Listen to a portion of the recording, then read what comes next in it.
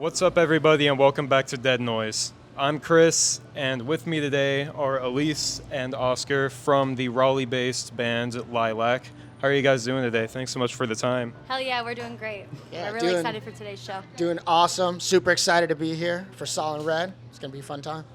Red is kind of known for being from the Jacksonville area. The brothers are from Camp Lejeune, and you guys aren't too far from Jacksonville. So how does it feel to be playing with some notable locals in a sense? Oh, it feels really cool, actually, because honestly, Hooligans has been pretty much like our second home. We're based out of Raleigh, but we've played here so much, and the crowd and Johnny and everyone here on the team has made us feel right at home since we've basically been playing. So it's been so much fun. Yeah, I feel like we've been doing a lot of tours lately. Like, we just got done with the Atreyu tour, and we're about to go on tour with Pop Evil. And like, I feel like the in-between, we haven't been doing a lot of shows, you know, so most of the time when we're in the in-between, we end up playing at Hooligans. Yeah, so really? It's cool. Yeah, it really is just like our home venue. Like yeah. That's amazing. To that point, you did just get off tour with Atreyu, which is a huge spot. Number one, this has been a pretty big year for you guys in general with the release of the Perfect Drug EP, some new music you guys have been working on. We'll get to that in a bit. The tour with Pop Evil and the tour with Atreyu. What was that experience like with a band of that caliber? Ooh, wow. So I'll let you start off because I got a little story I want to share at the end because it was amazing. I mean, incredible. You go ahead. So, I mean, I think, you know, in the past, I've done like regional like tours, you know, or just mostly East Coast stuff. But I think this is where, like, we did a tour with New Year's Day, you know, I guess in the fall of the year before that, and that was great. It was a lot of fun. But I think having getting on the tour with Atreyu and it going through like so much of the United States was huge, you know. And then also I think we got to get to know Atreyu a little bit better. Like, we got to like troll each other on TikTok. I mean, it was pretty good. Yeah, that was part of the fun stuff. We made like videos like back to back on each other, and so I listened to Atreyu growing up. Like, they were one of my favorite bands in high school. So for me to like be on tour with Atreyu, it was literally like a dream come true. And the very last show happened to be my birthday, and it was just an amazing way to like spend my birthday, especially because like during X's and O's, one of my favorite songs of Atreyu, I got to like crowd surf and lock eyes with Brandon and like scream at the top of my lungs. So it was literally just like a conglomeration of all the coolest things that could have possibly happened in my life at that point. And I don't know, it felt pretty cool. Had to crowd surf with Atreyu. It sounds like you had to have been there, because I mean, I can't imagine celebrating my birthday like that. That's amazing. Yeah, it was incredible for so many reasons, and just getting to be there with Atreyu at all, and you know, the experiences we had, like Alyse was saying, we traveled around the country with one of the bands I looked up to as a kid, and have all the background noises around me that could possibly be like part of now. that experience. Like right now, exactly. It's all part of the experience. And I mean, we had good times, we had bad times. I mean, rough times, just like any tour. I mean, you know. I think we were really good at that. Like, when we popped a tire, we took care of it really quick. We like everything. Anything that happened, if we broke a TV for our production or whatever, we immediately replaced it. Like, I think we were more prepared for something to go wrong you know, that So tour. yeah, that's what I mean to say. Yeah, just in case. All right, we got like roadside assistance, we got anything ready, you know, and so it was good. And we were very preventative too. We were constantly getting oil changes and everything before we were getting to different cities, so it was good.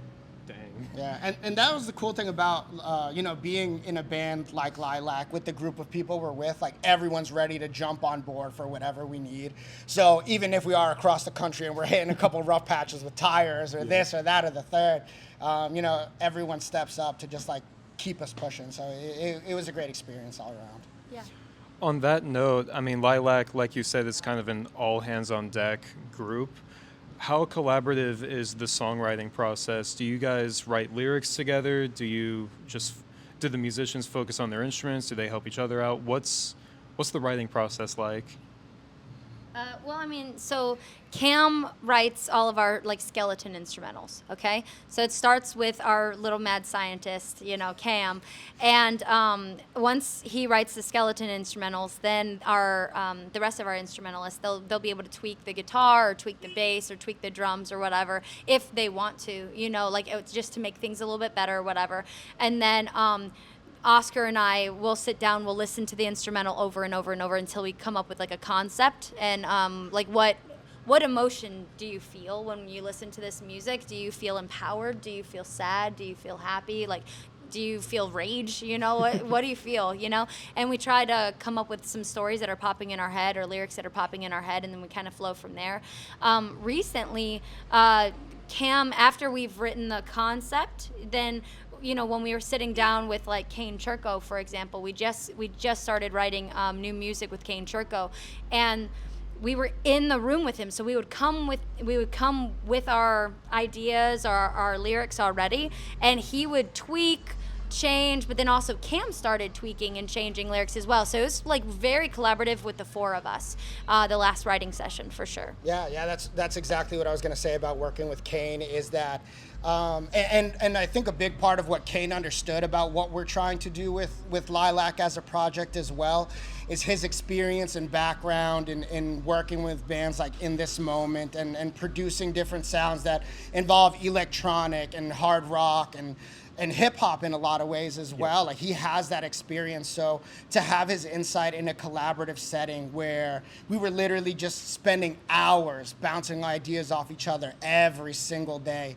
It was a grind, but it was so awesome to be able to be in that space and have that energy just floating around.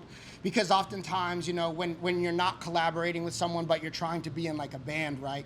You can kind of get hyper focused on one thing that might not necessarily work, but being in that space gave us all the opportunity to kind of stretch our legs that way in a little bit. And I think this, so Kane Churko, by the way, he's written music for like In This Moment, Disturbed, Skillet. Ozzy Osbourne, Skillet, So Five Finger Death Punch, just huge people, right? And so it was interesting finding out that he normally takes a week per song. Okay, so we had to go out to Vegas for a very long time, and that was different for us because like we have written with other writers in the past. Like one of the songs that we're going to be releasing right before the Pop Evil tour, there's a song called Crawl Space that we're releasing on October 12th, and that song we actually wrote with Tyler Connolly from Theory of a Dead Man. And so, but we wrote that song in one day. Yeah. We sat there from the beginning of the morning until very, very, very late at night. And we cramped, we wrote that song together, which, I mean, that was a cool experience to see when pressure is on, what can happen, and we love that song and we're really excited to play it tonight. But going from knock out a song with a writer in one day versus knock out a song in 6 weeks, or multiple songs in 6 weeks, it was a lot different. Yeah. You guys are making these segues way too easy for me because I was just about to ask about working with Kane. Yeah. You guys spent like a month and a half there, 6 weeks, however many days. What you guys kind of touched on it, but what all did he teach you guys about the recording process, the writing process that really, I don't want to say open your eyes, but stuff that you guys didn't really know about or take into consideration that helped with your process? No, I would say he definitely did open our eyes a lot on a lot of parts of the process that we thought maybe we had perfected or had been focusing in on.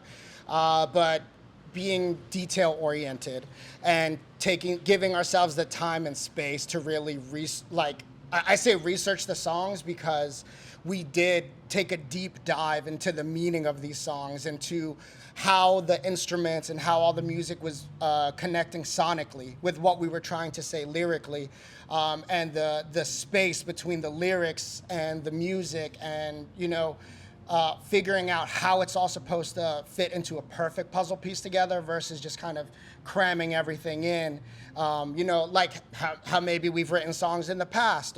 So I think one thing that's really going to be interesting, and I'm really excited to see, is fans of ours who have listened to Perfect Drug and are going to listen to the songs that we came up with in Vegas, including Crawl Space. which we're playing tonight, is their feedback on the difference and the different approach that we took to writing with Kane, and just being more open-minded to working together as well. I think really just changed how we wrote and the sound of the music.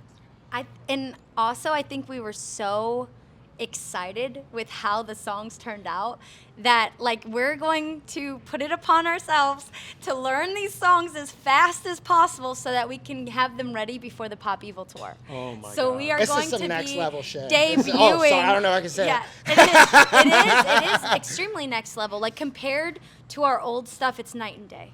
Night and day. Yeah. Like it's still us. You know, we're still incorporating rock and hip hop and a female fronted, you know, voice with a male rapper, you know, and putting that together with synth and you know, keyboard and electronic elements and yeah. stuff. That's still there. I think we just found a better recipe. You know, to really make that come together and still be ourselves without putting ourselves into this box or like getting compared to a lot of other bands that do rap and rock. You know, we don't have to be derivative. We don't have to be like them. You know, we can still embrace our uniqueness and embrace our own skill sets to still like make it thrive in the new recipe. And I'm really excited. And that was a thing about working with Kane, is that even just by him being himself, like he gave us the space to explore that.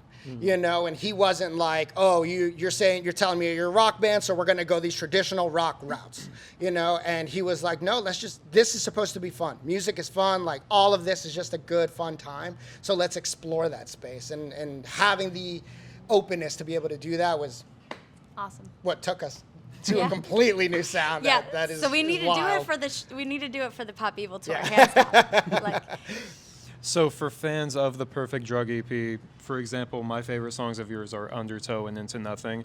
Probably a basic answer because they're singles, but they're still my favorites.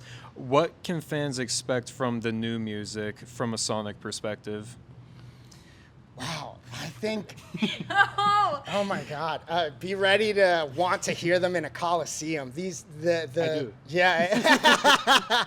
the song sounds so wide, and there's so much depth and intricacy and powerfulness, if that's a word, in the songs, and balance as well. I think a lot of what you see in Undertow and Into Nothing is part of us exploring those first steps into our first EP, right? And how we were creating that balance. And Kane just really helped us to perfect that.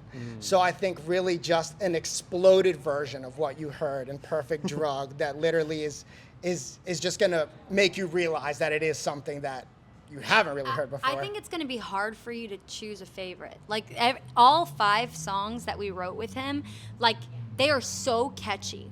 Like it is. I've been listening to the scratch tracks, like it's not even done being mixed and mastered yet, but like they are so catchy that I'm bumping to my own music, and I don't normally do that, you know. do. But okay, well, I don't know. I'm pretty cool. I'm listening to it. I'm listening to it nonstop, and like it's just so catchy. But yeah, he embraced like Oscar didn't have to write like a rock rapper. I didn't have to sing like a rock singer. There might be some places where like I was able to explore some more pop style vocal or you know, or a more croaky, I don't know, just different types. We explored so many different styles. That's what I'm saying. And it's catchy, Yeah. and just I can't wait for you to hear it. Is it kind of like that video you made where you rap and it was like the rap album between you two? You're gonna have to listen to the album because maybe I'm hitting those high notes on this on this one, and Alyse is dropping the raps. No, but Not those sick ass beats. yeah, exactly what I'm saying. But really, it is something unexpected. I think you know, because of our sound, because of the typical genre that we might fit into, right? There is an expected sound there. That we crushed. Yeah, we that we smushed just it. We put it in a crushed. box and we kicked it away. There's no expectations now. And really, that's, you know, we're hype on it because it's our baby, you know, at this Of point. course. But like, it really is just something that we are ridiculously proud of, and because we've been, you know, loving this music, this genre for so long, we kind of understand what it is to push that outside of even those limits, you know, and to be able to hear that and get excited myself and like really be like, oh God, I can't wait to play these. I can't wait to sing these. I want people to listen, you know. It's just, it's really cool to feel that way. Yeah. And you mentioned you did Crawl Space, not with Kane, you did in Los Angeles. Is that still going to be on the EP, or is that going to be a separate? Separate. Okay. Separate single. Yep. We actually wrote 3 songs when we were in LA. One was with Tyler Connolly from Theory of a Dead Man, and 2 were with a guy named Tommy Kane. He's written like with like Crazy Town and stuff. But anyway, like we just, that was just us exploring what it's like to write with writers before we wrote with writers for 6 weeks. You know what I'm saying? So I think it was like a good taste, you know, to write with writers, and they were great. You know, helping us like explore what it's like to still have a voice when there's another voice in the room that's, you know, I guess, quote, bigger than you, but you can still show what your opinions are and what you hear in the song, you know. Even though Tyler Connolly from Theory of a Dead Man was in there with us, you know, I think that was a hump that we needed to get used to, you know. Like, we still have a voice, and we still need to sound like us and be lilac at the end of the day, you know. Yeah, I agree. Yeah, for sure. So let's talk about this Pop Evil tour, because number one, it's a fantastic bill. It's you guys, Fame on Fire, Pop Evil. What are you guys most excited about with that tour? Because you guys mentioned production earlier off camera. Again, there's also the bands. What's the most exciting part of this to you? I think it's going to be the energy that's created in those places. Like I was saying, these songs are meant to be heard in bigger venues. I mean, everything we do, we try to blow out the windows wherever we play. But the way these songs have been organized, that we're going to play on tour from what we recorded, is just it's going to burst eardrums. And so to be in a venue where there's going to be the ability to have more people there in a bigger space, and they're already amped up for these huge bands who everyone's excited for. Like, it's going to be an electricity in the air, for sure. So I'm not going to dive into too much of a I'm not gonna give you too much of a sneak peek, I guess. peek. You know. I mean, I won't stop no, you. but like we may or may not have written about concepts like of like, you know, very technology and just being inhuman, you know. And so I think we're going to incorporate that a little bit more. Like, we already have production, we already have TVs that have visuals of our logo and, like, you know, like random cool stuff that you can watch while the lights are going, and it's all wireless. So, you know, as the backtracks are playing, like while we're playing on stage, the lights automatically go and the TVs automatically go, right? But now we're going to take it a new level. We're going to incorporate AI in order to come up with even crazier images and come up with and incorporate our lyrics into the stuff. The production is going to be next level just as much as the songs. And so, yeah, the tour is going to be insane. Yeah, I gotta go now. I'm telling you, man, it's next level stuff in so many different ways. It sounds like it. Well, on that note, we have arrived to my favorite part of every interview, and I have a speed round for you guys. I got 10 questions. You can elaborate as much or as little as you want. We can start with you, then go to you. Okay. First question, your favorite song to play live? Oh, God. I think it's been Crawl Space lately. Oh. Perfect drug. Okay. Favorite city to play in? Oh, so far it's been Albuquerque. I love the fans. They're just so nice. I love fans everywhere, but like there were some girls that like waited outside like super early for us, and it just was really touching, and they made us bracelets and stuff. I don't know. They're awesome. Shout out to them. You guys are great. Jacksonville, baby. Let's We're go. playing tonight with Solid Red. The band, artist, or song that made you first want to become a musician? Oh, wow. I mean, I loved Linkin Park growing up. I loved Linkin Park. I loved Eminem. I loved, like, even older, like, singers like Chris Cornell and Etta James and stuff. So I think just, yeah, the greats that we grew up on. I don't know. The Mount Rushmore. Yeah. Very much along the same lines, Eminem, Linkin Park, Chili Peppers, and yeah, Speed. The one band or artist that you want to collaborate with the most? Ooh, now I would love to collaborate with, oh God, Ice Nine Kills. Ooh, good choice. You win. Good choice. I Prevail. I'll be honest. I've had a band crush on I Prevail for the longest time. Who so hasn't? yeah, right. That's what I'm saying. Those are both the best answers I've heard. Favorite tour memory? Favorite tour memory? Oh God. They already told you mine. Really? Crowd surfing into Yeah. Atreyu. No. Honestly, I think it's all blurring together for me now. I think it's just like a huge amount of going from city to city, just like as a concept itself. Like growing up thinking that, there must be more than this provincial life, when you watch the Beauty and the Beast and stuff growing up and stuff. And I always believed that like I could do this, like I could do something bigger, and actually having that opportunity to play in a different city and state every single night and still work our day jobs during the day. We've been able to somehow figure it out, where we can work. So far, we've been able to work our day jobs during the day and then play at night. Work our day jobs during the day, play at night, and it's been going well so far. And so we're able to live our rock star dreams right now, and I'm loving it. I think just all overall total, it's just like dreams, yeah.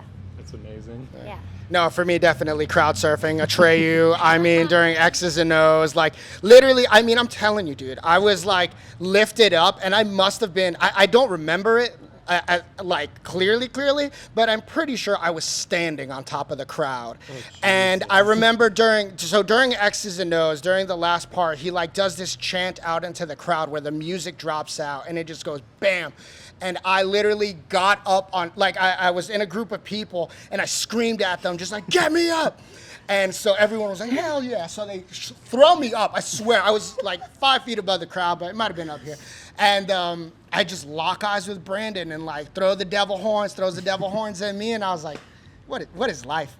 That wasn't the crowd lifting you up. That was God. God was just like, dude, you need to throw down. God looked at you and said, this one. This one right here. Perfect. Most embarrassing moment on stage?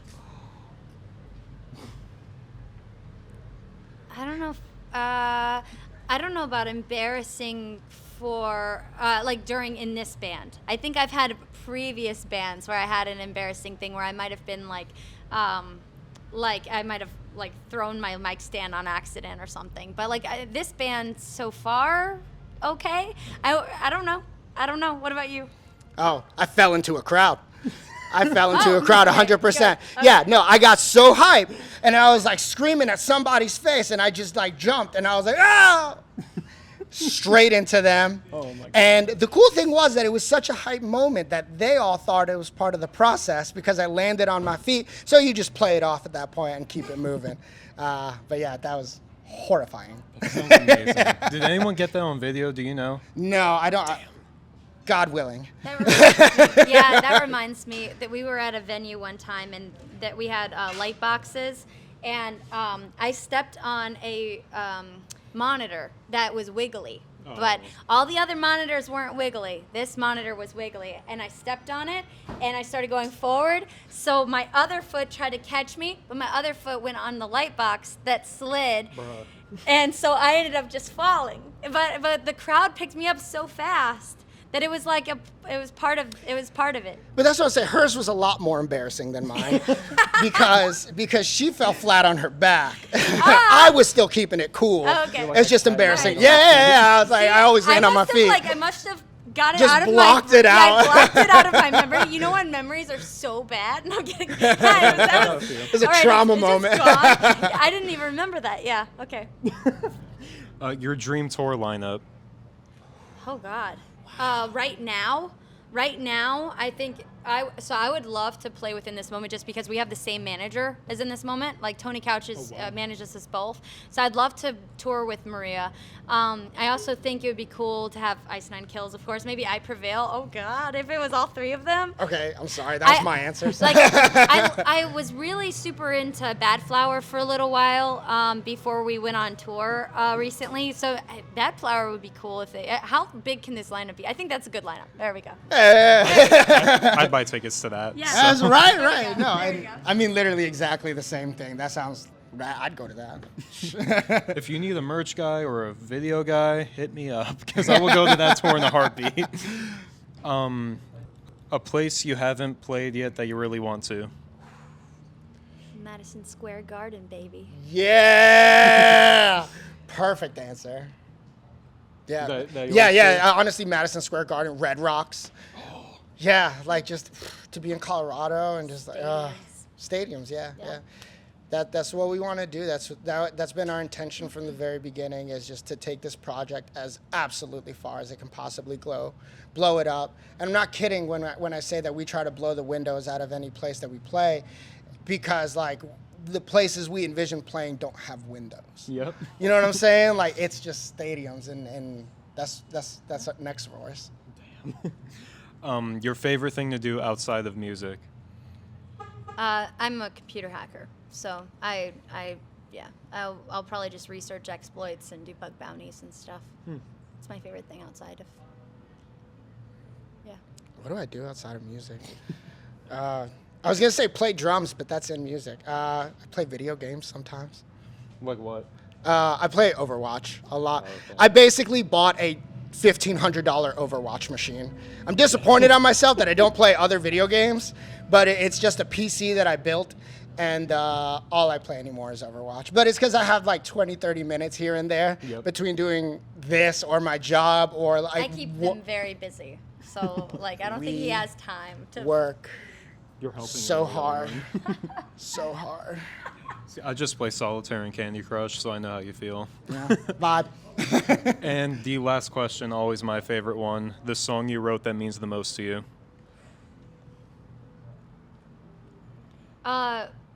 Right now, I am feeling the most from Barely Human. But that's a new song that we wrote with Kane Churko. Just but we're- slip the title a little yeah, bit. I'm sorry.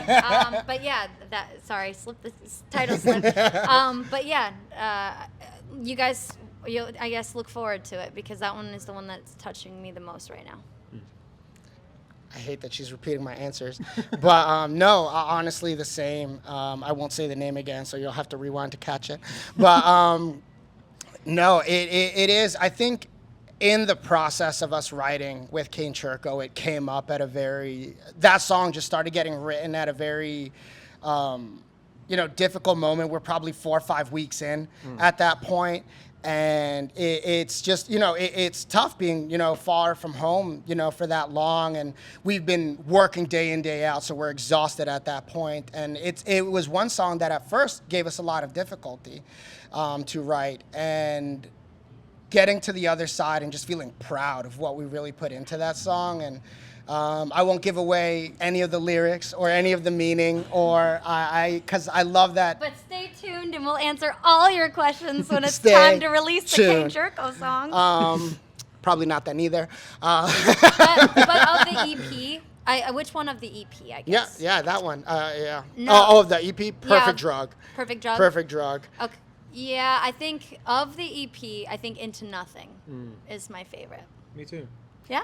Okay, cool. And that was everything I had for you guys. Was there any closing message to any Lilac fans watching? Stay tuned. We're going to be releasing a new single called Crawl Space on October 12th. And then we got our tour with Pop Evil coming up in October and November.